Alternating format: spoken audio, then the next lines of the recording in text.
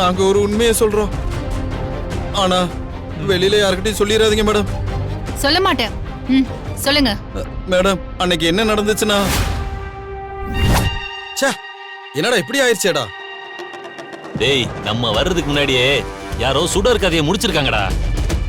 ஒருவேளை கதிரேசன் அசைன்மெண்ட்ட இன்னொரு டீம்ல கொடுத்திருப்பாரோ? இல்லடா, கதிரேசன் அப்படி பண்ணிருக்க மாட்டாரு. சுடருன்றவ பல பக்கம் பகையை இழுத்து வச்சிருக்கான்னு நினைக்கிறேன். வேற யாரோ நடுவுல பூந்து போட்டு தள்ளி இருக்காங்க.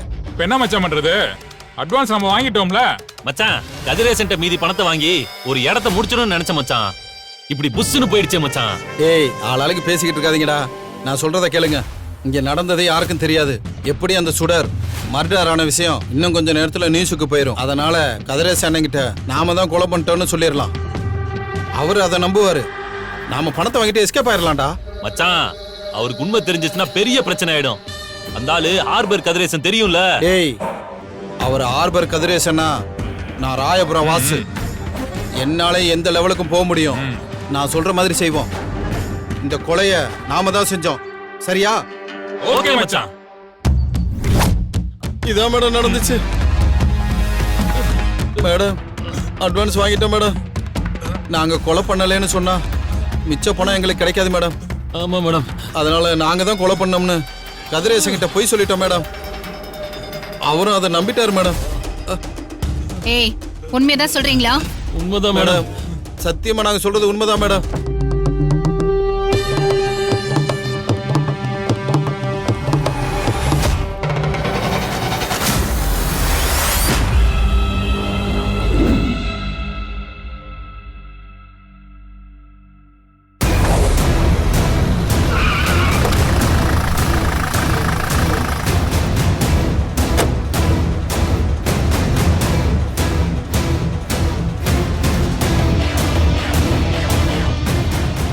இதானமா நீ எழுதியிருக்கிற?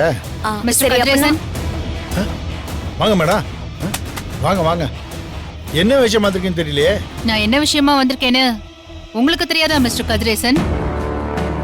தெரியலையே. அந்த சுடர் மர்டர் கேஸ் போயிட்டு இருக்கு. அதோட சம்பந்தப்பட்ட மல்லி மாப்பிள்ளை இவங்கெல்லாம் அடிக்கடி போலீஸ் ஸ்டேஷன் வந்துட்டு போயிட்டு இருக்காங்க.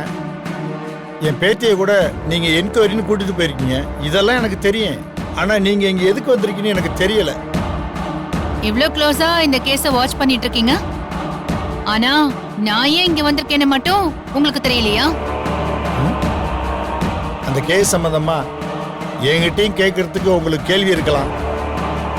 நீங்க தாராளமா கேட்கலாம். ஸ்டேஷனுக்கு வர சொன்னா நானே வந்திருப்பேன் மேடம். எதுக்கு வீடு தேடி வந்திருக்கீங்களேன்னு பாக்குறேன். போலீஸ்க்குன்னு ஒரு சில ப்ரொசீஜர் இருக்கு. எந்த விஷயத்த கூப்பிட்டு விசாரிக்கணும், எந்த விஷயத்துக்கு நேரா வரணும்னு எங்களுக்கு சொல்லி கொடுத்திருக்காங்க. இது நேரா வர வேண்டிய விஷயம். அதான் நேரா வந்திருக்கேன். உங்களுக்கு புரியும்னு நினைக்கிறேன்.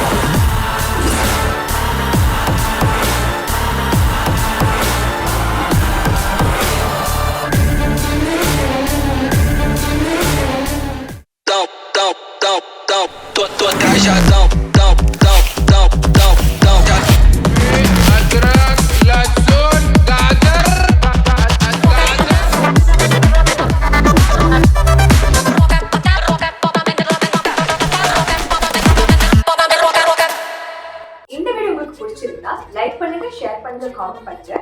மறக்காம சரிகமா டிவி ஷோஸ் தமிழுக்கு சப்ஸ்கிரைப் பண்ணுங்க.